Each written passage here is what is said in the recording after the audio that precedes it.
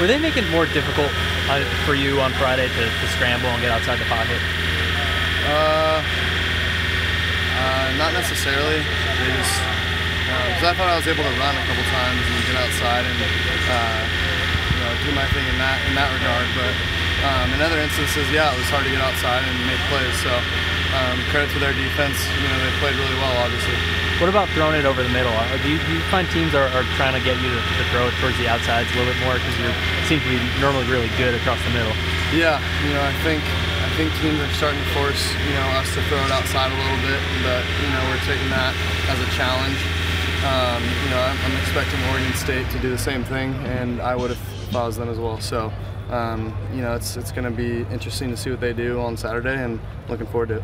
What did you see from Tyler Bonds on Friday night? It seemed like you guys had a pretty good connection. Yeah, it was awesome to see Tyler step up and play such a big role like he did. It was good. It was good to see one of those young guys, step up and fulfill that role as kind of that starter. Yeah, it was awesome. Do you like throwing to big receivers? It seems like there are times where you're able to kind of throw it up and he was able to jump up like on the fourth end. Yeah, that's always nice when he got big targets out there that you can throw it up to, and it just gives you confidence, I think, as a quarterback. But also, you need those smaller, shifty guys in the middle to kind of do their thing there. But yeah, it's always nice to have bigger targets. Do the pre-snap movements that WSU does, does it make it harder to identify what they're doing compared to what the USC go against? Yeah, it does. And we knew that they were going to do that before the game, and in our preparation. But it's different when you get out there, obviously, when the linebackers yelling move, and then they move, and we have to play with whatever the front they're in. So it makes it a little more difficult, but at the same time, we prepared for it, and I think our scout team did a great job of just kind of manipulating that as best as they could during the week, and I thought we prepared pretty well for that, honestly. Since the spring, we've talked about all the new receivers and getting used to them and everything. Is it still a work in progress? It looks like on the field, getting used to all the new guys. Yeah, I mean I think it's still a work in progress. Nothing's really set in stone ever. So I'm just going to continue to work hard and there as well. Sam, was there a reason no passes caught by running backs or tight ends? How did that happen in that game? What's going on? I think that's more of kind of a coincidence as much as anything. Just not being able to get the ball to them. We'd like to, obviously, as an offense, but I think their defense and their defensive coordinator did a great job of kind of what we said earlier in limiting the inside targets and rather just pushing the ball downfield outside. They really forced us to do that. We had success on the first drive doing that and kind of got away from it a little bit as the game continued. What do you need to do to counter that? If teams are forcing you to the outside, what do you need to do to make that hurt? Throw the ball where it needs to go and make plays. You got to be able to make plays outside, put the ball where it needs to be, and that's really all it comes down to. Do you think it hasn't been you haven't been making the throws on the outside as much as you would like? I haven't really been on target or as on target as I'd like to be when it comes to deep balls outside.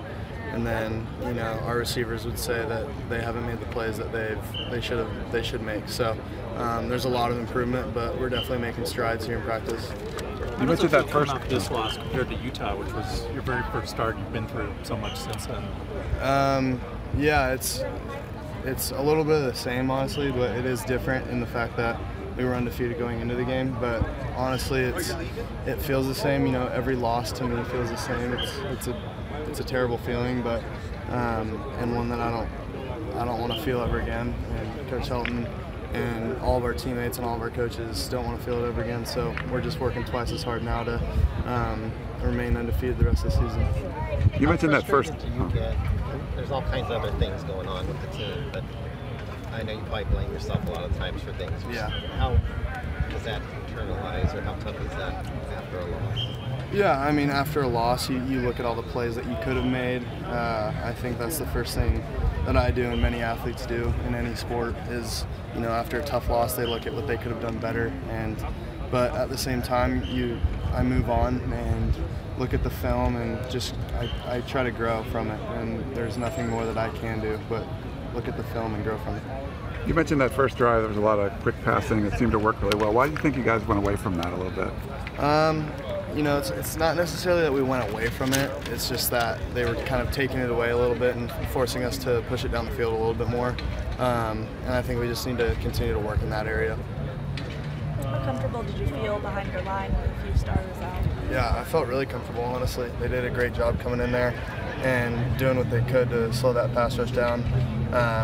You know, Washington State's a great defense, and we knew that coming in. We knew all the, you know, games and slants that their D-line was going to run. So, you know, we battled with it for a little bit in the first half and the second half, really the whole game. But it was really good to see such a young crew of O-linemen step up when we needed them.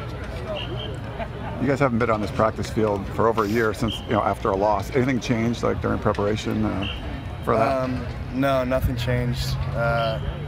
You know, Coach Helton talked about it a little bit in the team meeting yesterday, of just making sure that we don't change ourselves. We just grow from, you know, what we learn in the film room, just like any other game, win or a loss. So, yeah, we don't change anything that we do after a loss like that.